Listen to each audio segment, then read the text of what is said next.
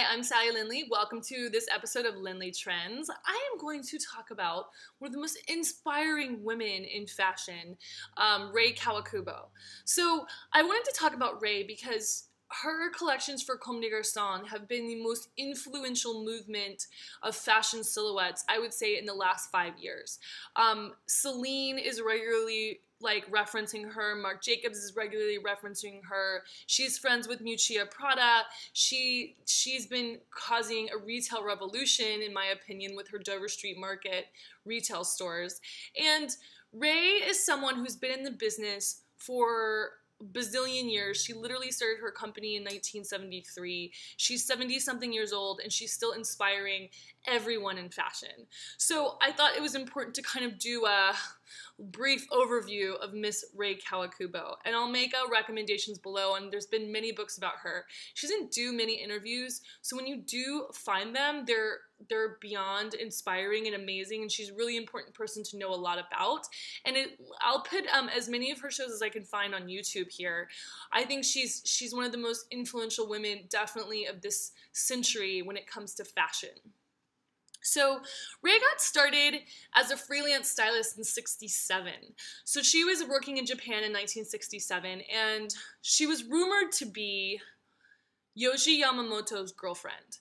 And she apparently started her company because Yohji was ripping off her style and the clothing that she was making for herself from menswear. And she kind of just got fed up and decided to open her own brand, which I think is totally awesome. So in 1973, she opened Comme des Garçons, opened the doors to the business. And 3 years later, she had her first store based in Japan. Now, the thing I love about Rei is she doesn't have any fashion, formal fashion training whatsoever. Before she was a stylist, she was reportedly a textile designer, and so she just kind of fell into the whole fashion, mostly because I think that there was nothing like what she wanted to wear in the marketplace. So, and Rei showed her first show in Paris in the 80s. She started showing in the early 80s, and it just caused a scandal. Everybody was obsessed with her clothing.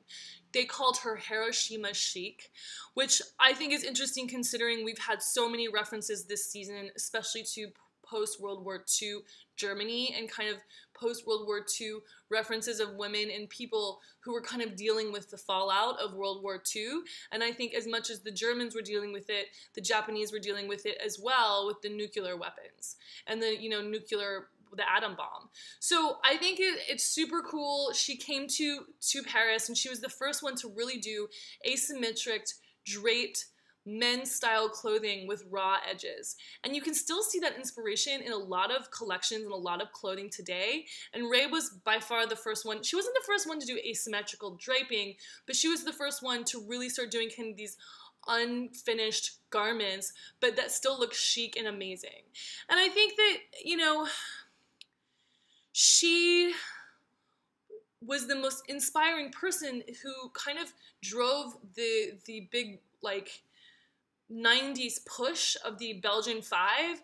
The Belgian Five were always really, really inspired by her. Helmut Lang was inspired by her. So all of the minimalists were really obsessed with her deconstruction and her way of looking at fashion in this interesting kind of gender-bending, deconstructive way. And I know that it's been a huge influence inside of Celine and many collections, and Marc Jacobs has done several collections inspired by Comme des Garçons, and you can see it within the asymmetry and the silhouettes that people take on.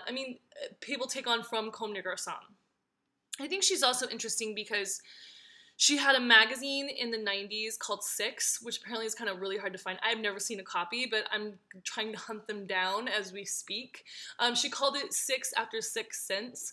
And I think that Rei has always been amazing at there's a spirituality and an energy behind what she does, but it's not obvious, and she's not trying to shove anything down your throat or be a saint by any means. I think it's just a continuous exploration of her own wants and her own, I don't know, what she thinks about the world, a reflection of her own, brain. So that's what I think is so inspiring about Comme des Garçons. She also supports and funds Junya Watanabe, who's another one of the most influential men from Japan who designs. He started out as one of her atelier studio assistants and is now fully in his own brand for many, many years. And I just think it's cool how she has her own luxury group. She completely started this business on her own. She's made it extremely successful. They have a very successful fragrance business. And the fact that she takes on kind of cross-dressing in a way that has really changed fashion, in my opinion. And, and the way she takes on deconstruction and art on the runway, as well as doing amazing commercial pieces for her store.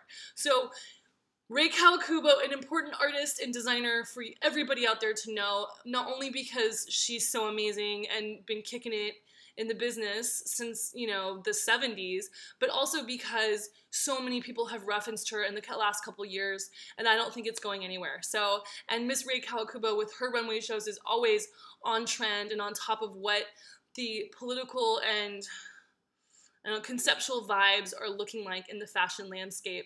So she's an important person to keep aware of at all times. So there's all my favorite recommendations on Rei Kawakubo, and I'll see you guys in the next episode of Lyndley Trends.